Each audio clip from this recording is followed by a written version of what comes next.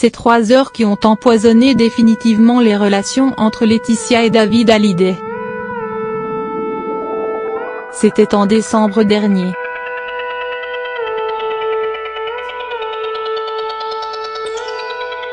Johnny Hallyday succombait à un cancer du poumon dans sa maison de Marne-la-Coquette.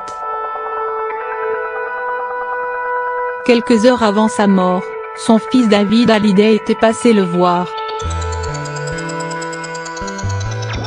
Entre ses mains, une lettre qu'il souhaitait remettre à son père.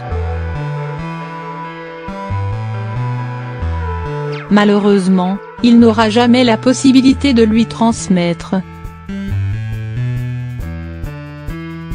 Je n'ai pas pu lui dire au revoir.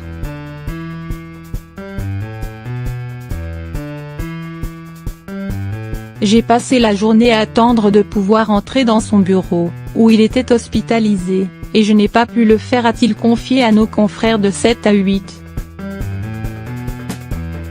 Laetitia, au chevet de son homme, n'a semble-t-il pas daigné le recevoir et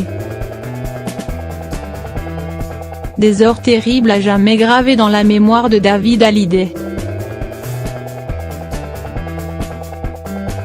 Une douleur indélébile de n'avoir pu dire adieu à son père. Entre David Hallyday et Laetitia, il restera toujours ces 3 heures-là, a confié Laurence Piéau, autre du livre Laetitia, la vraie histoire, sur le plateau de l'émission Les Terriens du dimanche sur C8. David Hallyday va à Marne, il s'installe à midi, on lui dit que son père ne veut pas le voir, il reste sur le canapé du salon, on lui dit que ce ne sera pas possible, qu'il est trop fatigué. Il reste, il attend 3 heures, et à aucun moment il ne voit Laetitia, et Laetitia est dans le bureau avec Johnny et elle ne sort pas, explique la directrice de la rédaction du magazine Closé. Alors on lui explique que c'est la volonté de Johnny et, qui est fatigué, il ne se voit pas mourir, mais en tous les cas, Laetitia ne sort pas pour lui dire et il restera toujours entre les deux, ces 3 heures-là.